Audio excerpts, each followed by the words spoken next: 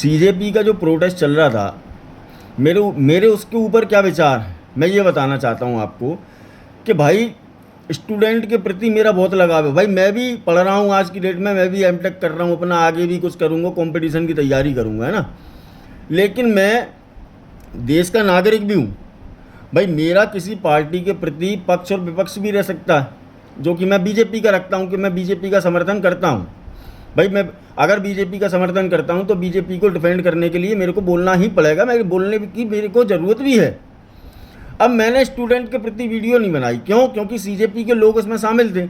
मुझे पता था कि जो उमर खालिद और सरजिल इमाम को समर्थन करने वाले लोग, इन लोगों का साथ में क्यों दूं?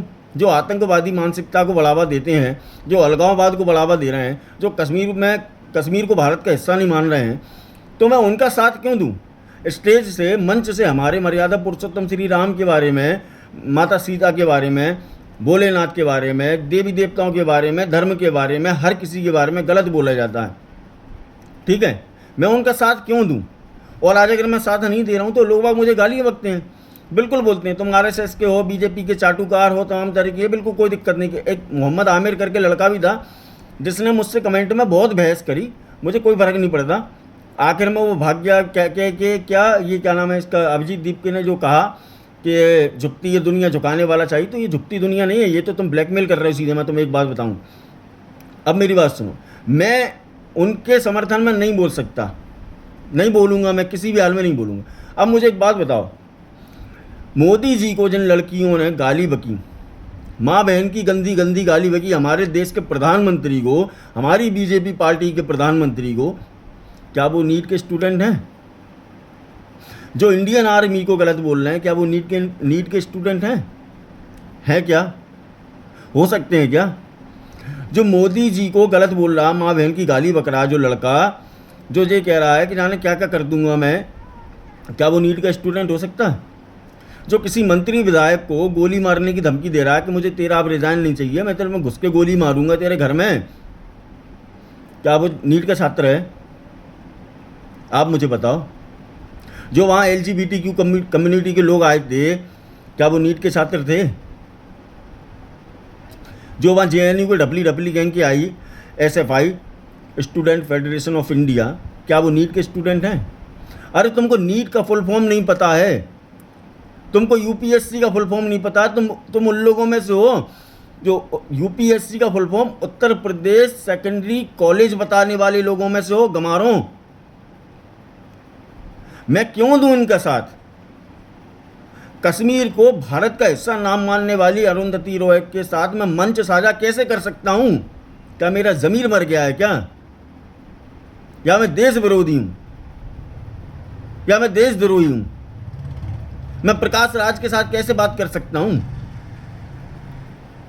मैं उमर खालिद को सपोर्ट करने वाले के साथ कैसे बैठ सकता हूं? आप बताओ। जो उमर खालिद के साथ फोटो खिंचवाने जाते हैं जेल में, मैं उनके साथ कैसे बैठ सकता हूं?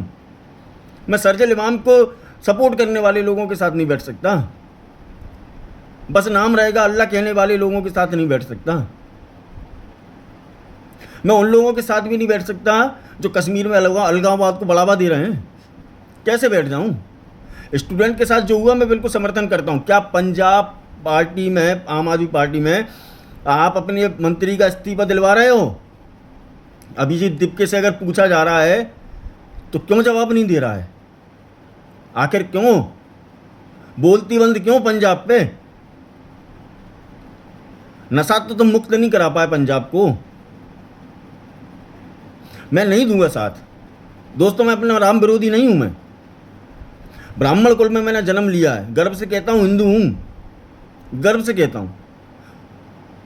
और अपने आप को दुखी भी महसूस करता हूं उस वक्त जब कोई ये लड़की कहती है कि तिलक तराजू और तलवार इनमें मारो जूते चार। ब्राह्मणों ने क्या किया तुम्हारा? ठाकुरों ने क्या किया? बनियों ने क्या किया तुम्हारा? क्यों जूते मारोगे? क्यों जूते मारोगे? ये तुम में मारने आ रहे हैं क्या?